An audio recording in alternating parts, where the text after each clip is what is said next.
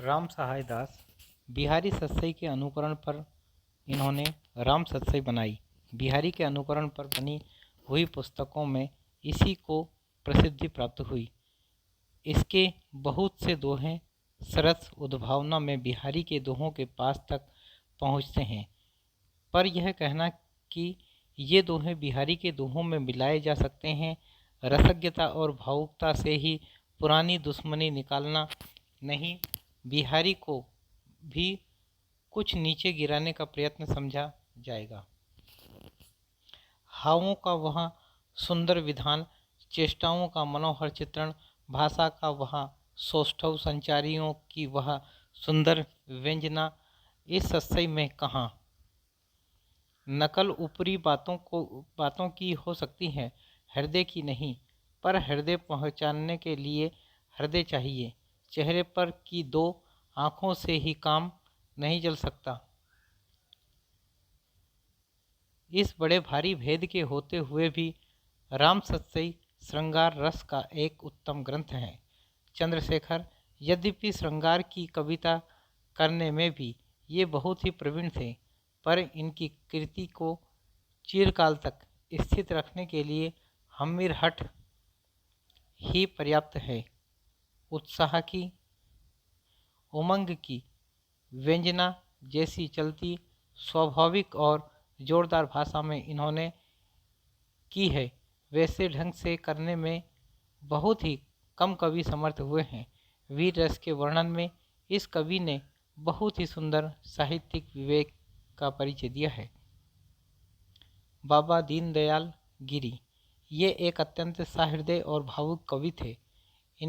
इनकी सी अन्योक्तियाँ हिंदी के और किसी कवि की नहीं हुई। यद्यपि इन अन्योक्ति के भाव अधिकांश संस्कृत से ही लिए हुए हैं, पर भाषा शैली की सरसता और पदविन्यास की मनोहरता के विचार से ये स्वतंत्र काव्य के रूप में हैं। बाबा जी का भाषा पर बहुत ही अच्छा अधिकार था। इनकी सी परिष्कृत, स्वच्छ और सुव्यवस्थित भाषा बहुत थोड़े कवियों की है। कहीं कहीं कुछ पूर्वीपन या अव्यवस्थित वाक्य मिलते हैं, पर बहुत कम। इसी से इनकी अन्योक्तियाँ इतनी मर्मस्पर्शी हुई है। इनका अन्योक्ति कल्पद्रुम हिंदी साहित्य में एक अनमोल वस्तु है। अन्योक्ति के क्षेत्र में कवि की मार्मिकता और सौंदर्य भावना के स्फुरण का बहुत अच्छा अवकाश रहता है, पर इसमें अच्छे भावुक कवि ही सफल हो सकते हैं।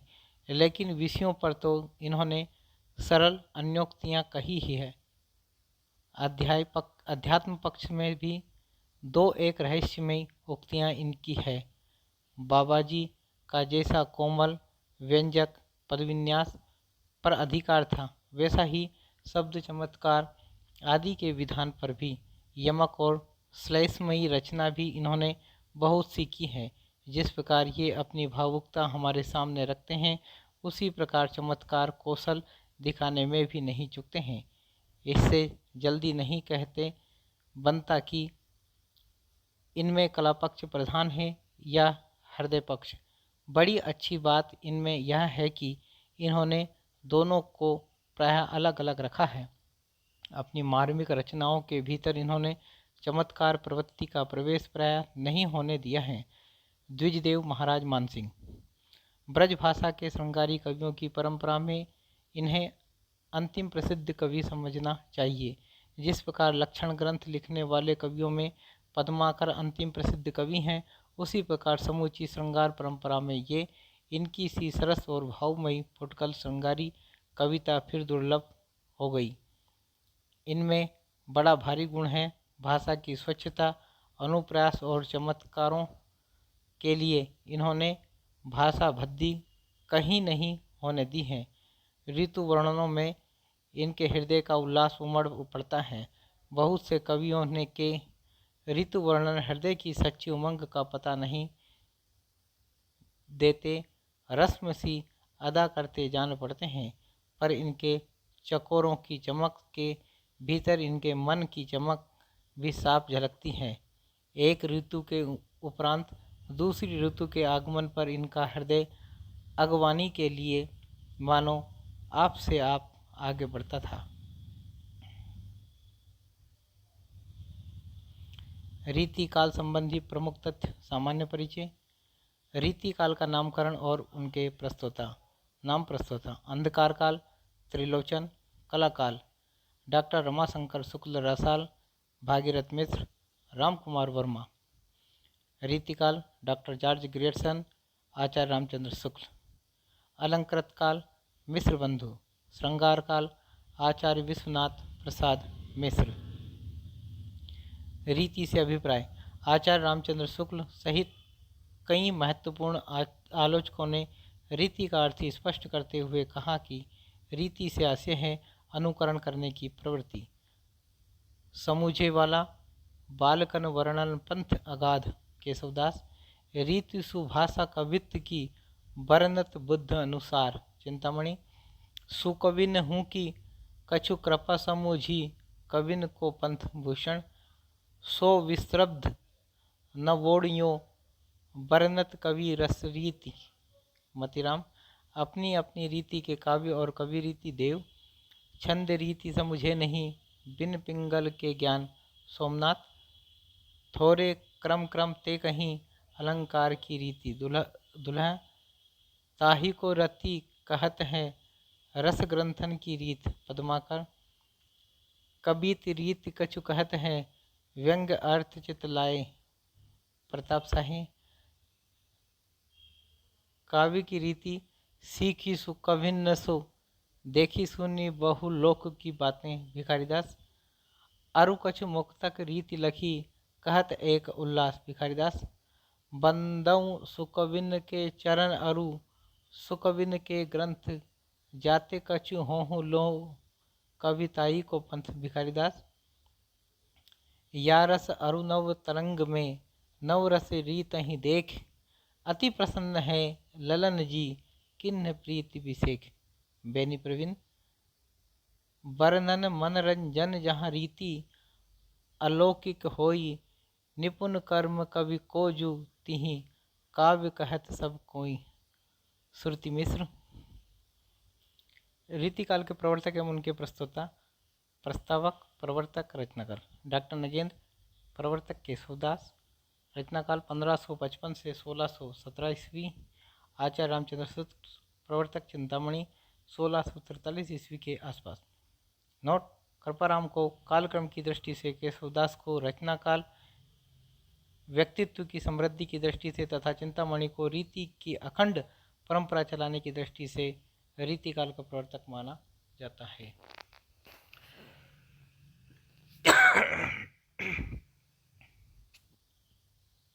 रीतिकाल के उदय की पृष्ठभूमि। रीतिकाल का आरंभ उस युग में हुआ जब राजनीतिक दृष्टि से मुगल सत्ता भारत की केंद्रीय सत्ता के रूप में प्रतिष्ठित थी।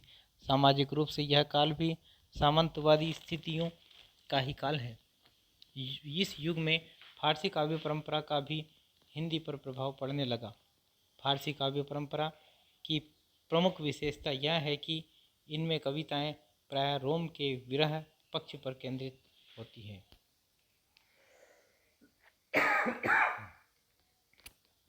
रीतिकाल के उत्तरार्ध का समय केंद्रीय मुगल सत्ता के टूटने का समय है। इस समय मुक्ति के भावना दो रूपों में हिंदी कविता में पैदा हुई, रीतिमुक्त और रीतितर। रीतिकाल में दरबारों के बाहर भी कविताएं रची जाती रही है। रीतिकाल की गैर दरबारी कविताओं में प्रायः दो परंपराएं, नीति काव्य तथा भक्ति काव्य आती हैं। इसके अतिरिक्त इस काल में पहली बार स्वतंत्र रूप से नीति काव्य की परंपरा का विकास हुआ, जिसमें लोक भाषा में लोक जीवन के उदाहरणों के आधार पर नीति काव्य कहे गए हैं। रीतिकालीन काव्य की विशेषताएं। काव्य तत्व और आचार्यत्व का मिश्रण। शास्त्र और रचना में समानांतर पार्थक्य रहा, लेकिन रीतिकाल में शास्त्रीयता और रचनात्मकता का यह समानांतर पाठ खत्म हो जाता है। केशवदास, चिंतामणि, भिखारीदास और पद्माकर जैसे रचनाकारों की मूल चिंता संस्कृत काव्यशास्त्र के नियमों के आधार पर रचना करना और उस शास्त्र को लोक भाषा में रूपांतरित करना है। इसलिए इन कवियों को आचार्य कवि भी कहा गया है। अंतर्वस्तु के रूप में श्रृंगार का चयन। श्रृंगारिकता रीतिकाल की प्रमुख विशेषता है। श्रृंगारिकता की यह चेतना रीतिकाल में सामंती परिवेश और शास्त्र द्वारा समर्थित है। रीतिकाल की श्रृंगारिकता में कामशास्त्र, नायिका भेद और गार्हस्थ्यिक संबंधों की दिनचर्या का फैलाव है। अलंकारिकता के प्रति अत्यधिक सजगता।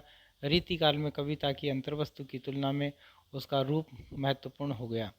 रूप का सीधा संबंध अलंकृति से है, इसलिए कवियों ने अलंकार को कविता के शोभा कारक धर्म के रूप में नहीं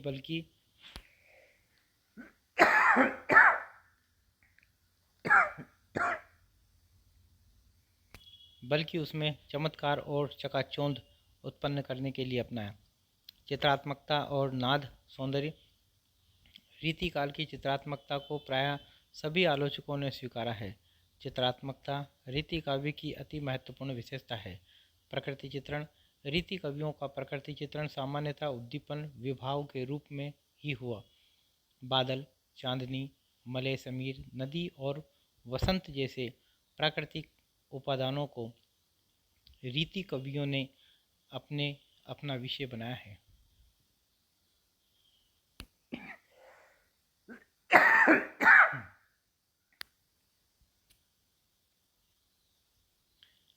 प्रेमानुभूति की मानसलता। प्रेम रीति काव्य का केंद्रीय विषय है, लेकिन सामंती वातावरण के दबाव और रुचियों के कारण इन कवियों ने प्रेम के नितांत दैहिक और उत्तेजक प्रसंगों एवं चित्रों को ही अपनी कविता में व्यक्त किया।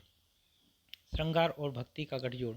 श्रृंगार रीति काव्य का मुख्य उपजीव्य है, लेकिन उसके साथ साथ इस काल के कवियों ने राधा कृष्ण के बहाने अपनी भक्ति भावना को भी स्थान दिया है।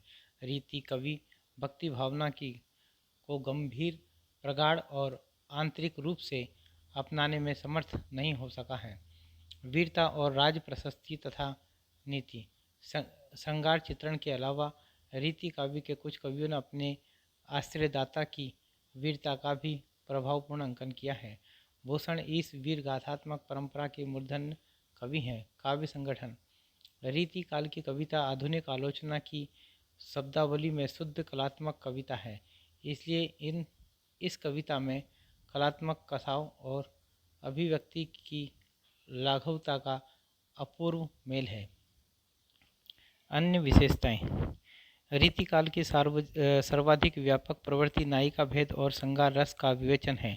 रीति काव्य की भाषा में ब्रज भाषा के अतिरिक्त अरबी, फारसी और देशज शब्दों का भी भरपूर इस्तेमाल हुआ है। काव्य शैली के रूप में इन कवियों ने मुक्तक को ही अपनाया है। दोहा, सवैया और कवित्त इस काल के प्रधान छंद हैं तथा गौण रूप में रोला, सोरठा, बरवे और छप्पन आदि छंदों का भी प्रयोग हुआ है। सवैया रीति काल का मधुरतम छंद है। देव, मतिराम, पद्माकर इत्यादि कवियों ने सवैयों में वर्णनात्मकता और नीति तत्व दोनों का सुंदर समावेश किया है। रीतिकाल में आचार्यत्व। भारतीय काव्यशास्त्र में 3 प्रकार के आचार्य हुए हैं: उद्भावक आचार्य, व्याख्याता आचार्य और कवि शिक्षक आचार्य। पहली श्रेणी में ऐसे उद्भावक आचार्य का स्थान है जिन्होंने काव्यशास्त्र के किसी मौलिक सिद्धांत का आविष्कार या काव्य संप्रदाय का प्रवर्तन किया है। दूसरी श्रेणी में वे आचार्य आते हैं जिन्होंने काव्य के अंगों की मौलिक व्याख्या की है। तीसरी श्रेणी कवि शिक्षकों की है। इस मानदंड पर रीतिकाल के अधिकांश आचार्य कवि मूलतः कवि शिक्षक एवं व्याख्याता आचार्य की श्रेणी में आते हैं। प्रमुख आलोचकों की दृष्टि से रीतिकाल का मूल्यांकन। इस समय आर्थिक दृष्टि से समाज में स्पष्ट रूप से दो श्रेणियां हो गई। एक तो उत्पादक वर्ग, जिसमें प्रधान रूप से किसान और किसानी से संबंधित रखने वाली जातियां बढ़ई, लोहार, कहार, जुलाहा इत्यादि थी, और दूसरा वर्ग भोक्ता, राजा, रईस, नवाब आदि या भोक्तृत्व का मददगार था। पंडित हजारी प्रसाद द्विवेदी।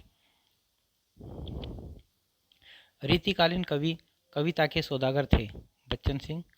राजाओं से पुरस्कार पाने तथा जनता द्वारा समादृत होने के कारण रीतिकाल की कविता श्रृंगार रस में हो गई है और अन्य प्रकार की कविताएं उसके सामने दब सी गई है। श्याम सुंदर दास। इस काल को कलाकाल का नाम देना समीचीन ज्ञात होता है। रीति काव्य और श्रृंगार काव्य के साथ इस काल में इतनी अधिक प्रवृत्तियाँ, विचारधाराएं और ललित शिल्प की साधनाएं दृष्टिगत होती है कि उनमें कला का प्रांजल रूप अनायास ही दृष्टिगत होता है। राम कुमार वर्मा। हाल की प्राकृत भाषा में लिखी हुई गाथा सप्तशती और गोवर्धन की संस्कृत भाषा में लिखी हुई आर्य सप्तशती के प्रत्येक पद में किसी न किसी नायक या नायिका का उदाहरण खोजा जा सकता है और खोजा गया है, परंतु इन पुस्तकों को कोई रीति ग्रंथ नहीं कहता। हजारी प्रसाद द्विवेदी। हिंदी में रीति का प्रयोग साधारणतः लक्षण ग्रंथों के लिए होता है। जिस ग्रंथ में रचना संबंधी नियमों का विवेचन हो वह रीति ग्रंथ, और जिस काव्य की रचना इन नियमों से आबद्ध हो वह रीति काव्य है। डॉक्टर नगेंद्र। केशव दास जी ने काव्य के सब अंगों का निरूपण शास्त्रीय पद्धति पर किया। इसमें संदेह नहीं कि काव्य रीति का सम्यक प्रतिपादन पहले पहल आचार्य केशव ने ही किया, पर हिंदी में रीति ग्रंथ की अविरल और अखंडित परंपरा का प्रवाह केशव की कवि प्रिया के प्रायः 50 वर्ष पीछे चला, और वह भी एक भिन्न आदर्श को लेकर, केशव के आदर्श को लेकर नहीं। रामचंद्र शुक्ल। हिंदी रीति ग्रंथों की अखंड परंपरा चिंतामणि त्रिपाठी से चली, अतः रीतिकाल का आरंभ उन्हीं से मानना चाहिए। रामचंद्र शुक्ल। काव्य सरोज बहुत ही प्रौढ़ ग्रंथ है। काव्यांगों का निरूपण जिस स्पष्टता के साथ उन्होंने किया है उससे इनकी स्वच्छ बुद्धि का परिचय मिलता है। दास जी तो इनके बहुत ऋणी हैं। उन्होंने इनकी बहुत सी बातें ज्यों की त्यों अपने काव्य निर्णय में रख ली है। रामचंद्र शुक्ल। श्रीपति की प्रशंसा में। काव्य परंपरा को न मानने वाला काव्य अंधा, शब्द प्रयोग में औचित्य का प्रयोग न मानने वाला काव्य बधिर, छंद दोष से मुक्त युक्त काव्य पंगु, अलंकार रहित काव्य नग्न और अर्थ रहित काव्य मृतक तुल्य है। केशवदास। शब्दार्थ का सार काव्य है और काव्य का सार रस है। देवकवि। शब्दार्थ में काव्य कामधेनु है जिसका दूध रस है और मक्खन आनंद। देवकवि। मेरी जानकारी में बिहारी जैसी रचनाएं यूरोप की किसी भी भाषा में नहीं पाई जाती। Doctor Grierson.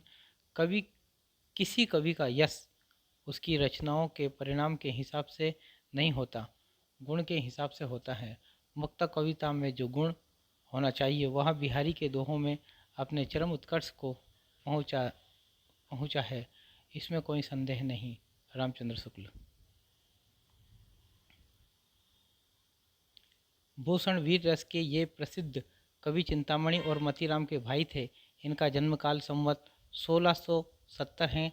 चित्रकूट के सोलंकी राजा रुद्र ने इन्हें कवि भूषण की उपाधि दी थी, तभी से ये भूषण के नाम से प्रसिद्ध हो गए। रामचंद्र शुक्ल। घनानंद की भाषा सरल और स्वाभाविक है, जिसमें लक्ष्यार्थ और व्यंग्यार्थ का प्राधान्य है। डॉक्टर वासुदेव सिंह। रीति काव्य को मार्कंडेय वाजपेयी ने गुंडेपन और सहोदेपन की हरकत कहा है।